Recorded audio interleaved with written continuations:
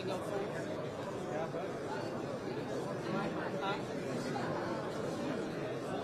At all. But this is live recording, so it just automatically goes back there. But you still want it.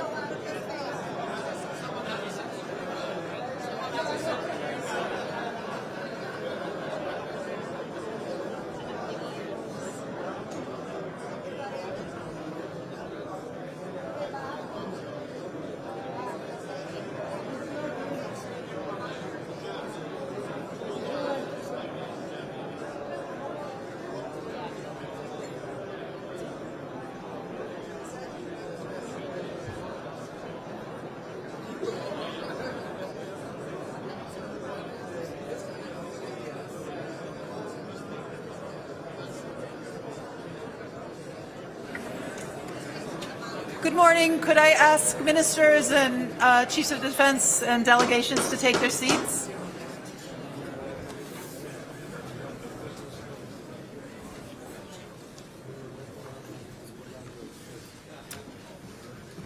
Thank you. Good morning. First, let me extend a warm welcome to our distinguished ministers and chiefs of defense. Thank you for joining us at today's historic 8th meeting of the Ukraine Defense Contact Group and our first in 2023. I'm Celeste Wallander, Assistant Secretary of Defense for International Security Affairs, and I will serve as facilitator for today's contact group. Please allow me to now introduce Secretary of Defense Lloyd Austin to open today's meeting. Mr. Secretary. Thanks, Celeste. Good morning, everyone. It's great to see you all at the 8th meeting of the Ukraine Defense Contact Group. Together, we're starting a new year with renewed resolve to support the brave defenders of Ukraine. And I know that this meeting will only strengthen our unity and our drive. We're honored to be joined virtually today by President Zelensky of Ukraine, and so we'll hear from him in just a few minutes. We're also joined here in person by my good friend, Ukrainian Minister of Defense, Oleksiy Reznikov. And let me also welcome Ukraine's Deputy Chief of Defense, Lieutenant General Moishuk. It's great to have all these brave leaders with us. Let's give them all a round of applause.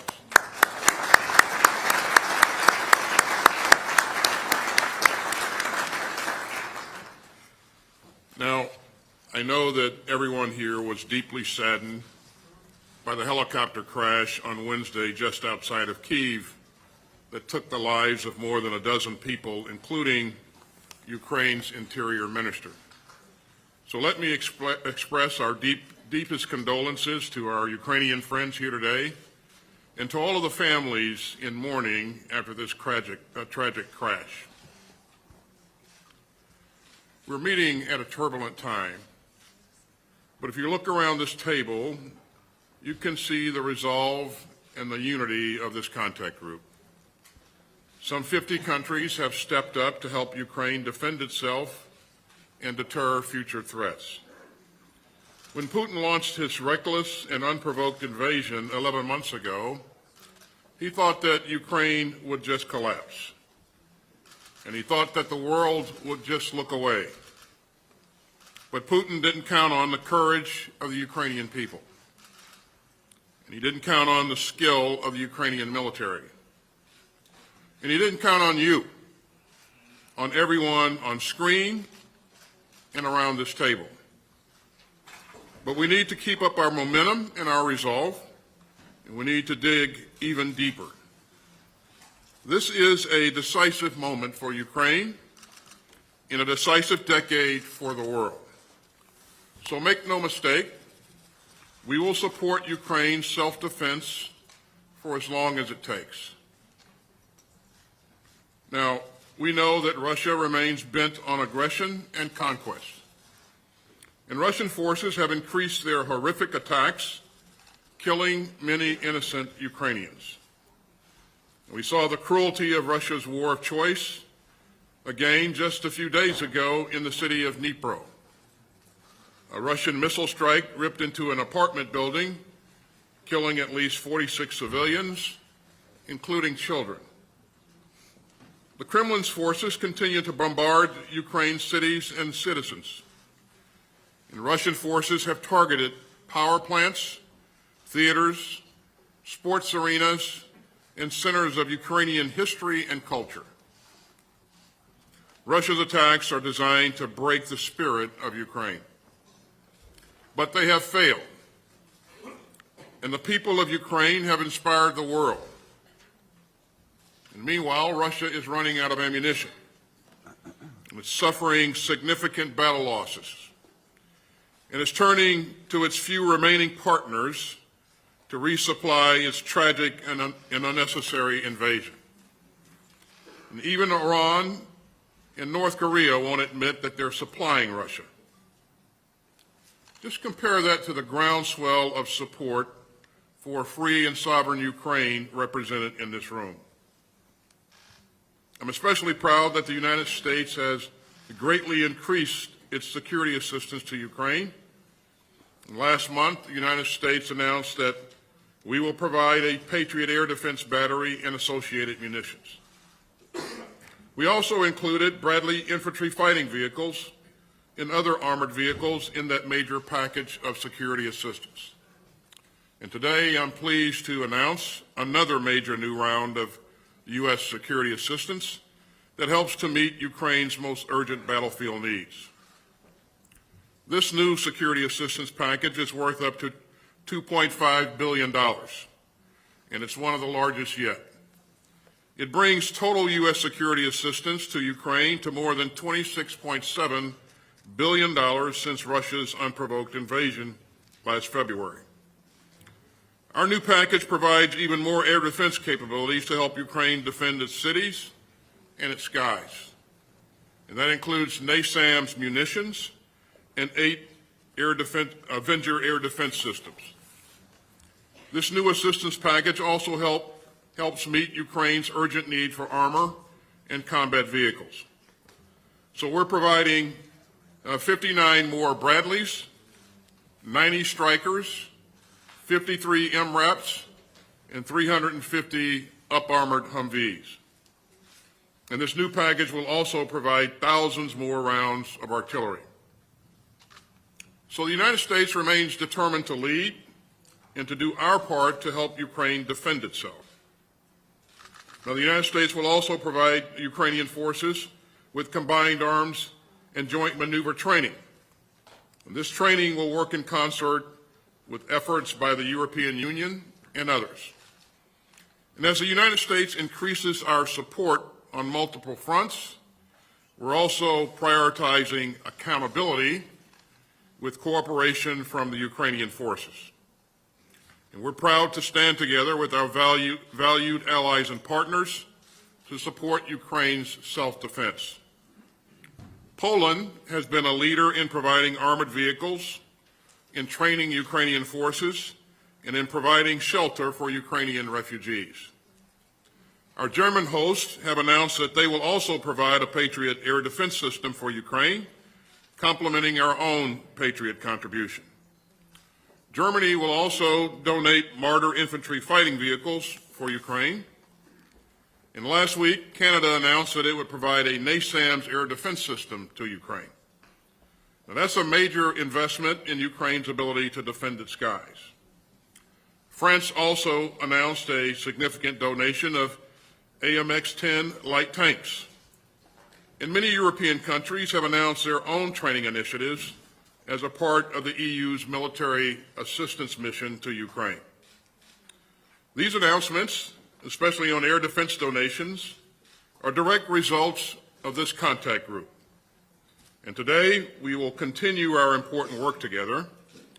Our Ukrainian friends will discuss the situation on the ground and their most urgent needs, especially air defense and armored vehicles. And then we'll discuss our complementary training initiatives. We'll also get an update on ways to energize the industrial base coming out of the National Armaments Directors Meeting. And finally, we'll hear from many of the countries here today about your ongoing support for Ukraine's self-defense. Ladies and gentlemen, this is a crucial moment.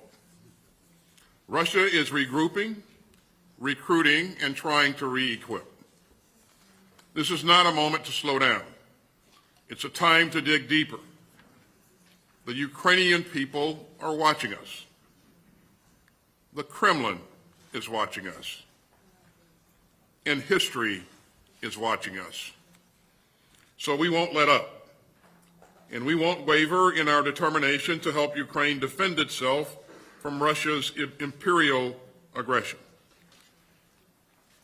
Now, we're honored today to have a special guest with us, President Zelensky of Ukraine. His leadership and grace under fire have inspired the Ukrainian people and everyone in this room. He embodies the spirit of Ukraine. And as he told our Congress last month, Ukraine is alive and kicking. So, Mr. President, let me turn it over to you to share your message with this contact group, and thank you so much for joining us. Over to you, Mr. President. Thank you very much, Secretary. Thank you very much for these words, very important, and thank you for condolences and this package of supporting us. Thank you. Ladies and gentlemen, dear participants of the Victory Makers Coalition, I'm grateful to you for the achieved unity, for this dialogue and cooperation format. We see the results on the battlefield in Ukraine. Thank you. On the battlefield against our common enemy. And I believe that our unity will only become stronger with every new Rammstein. But do we have a lot of time? No. Terror does not allow for discussion. The terror which burns city after city becomes insolent when it feels that the defenders of freedom run out of weapons against it.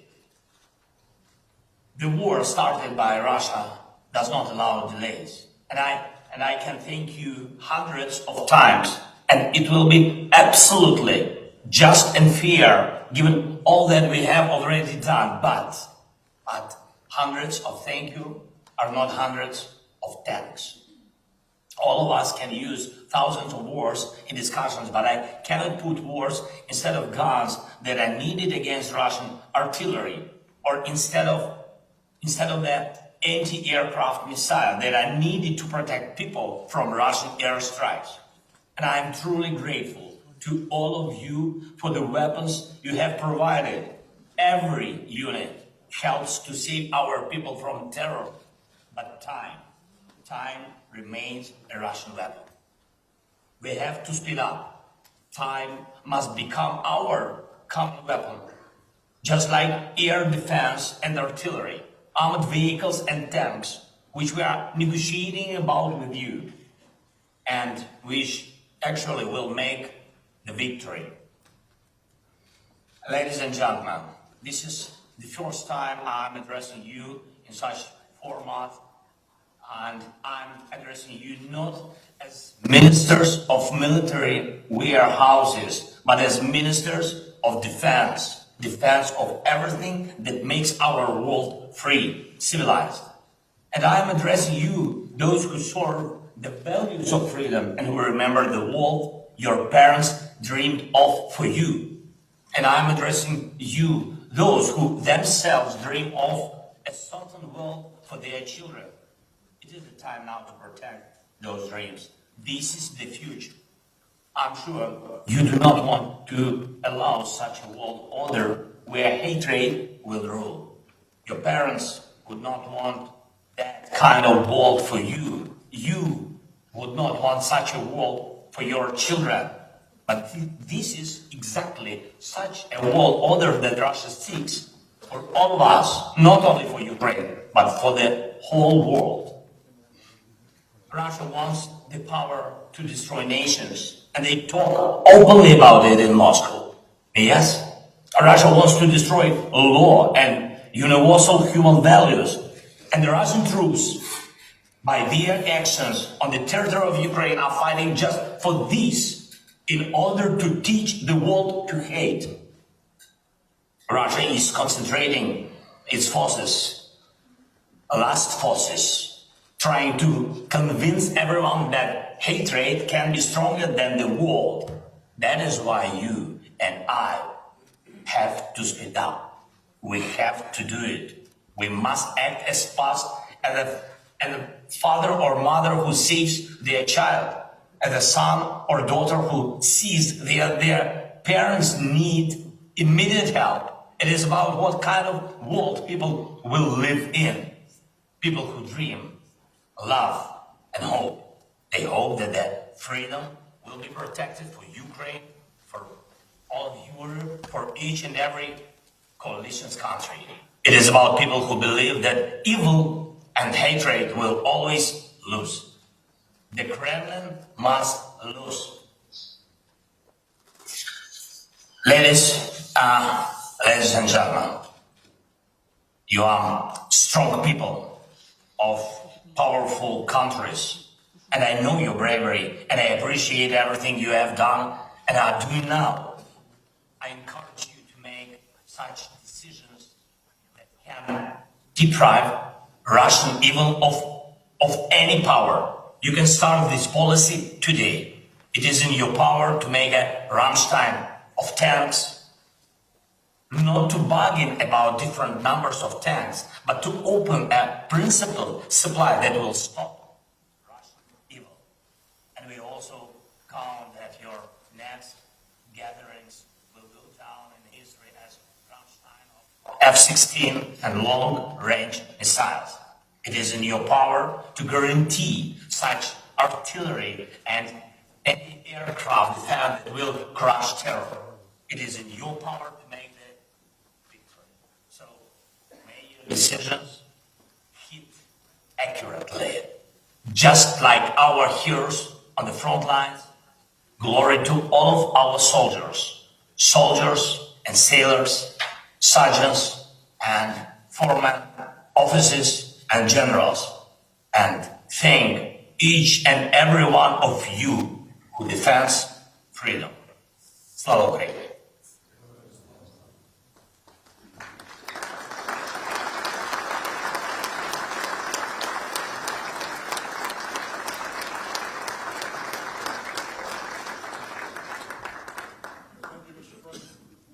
Thank you, Mr. President. I hope you know that we will continue to stand up for Ukraine's right to defend itself, and we will continue to stand up for the principle that borders may not be redrawn by force.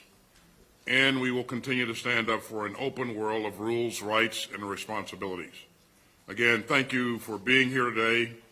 Now, as always, we're going to pause for a minute while our friends in the media depart. Thank you. Thank you. Thank you, everyone.